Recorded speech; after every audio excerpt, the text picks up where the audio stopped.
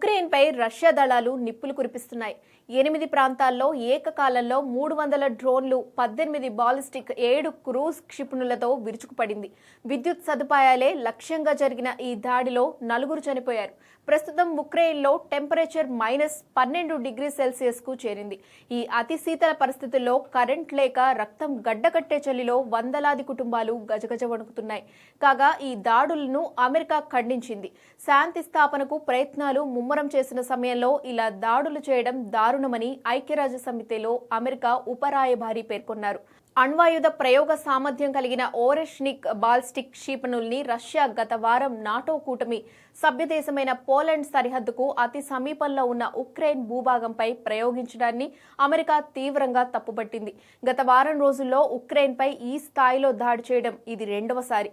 అందులోనూ ఆధునిక ఓరెష్నిక్ hyper sonic క్షిపణులతో Russia దాడులు చేస్తోంది.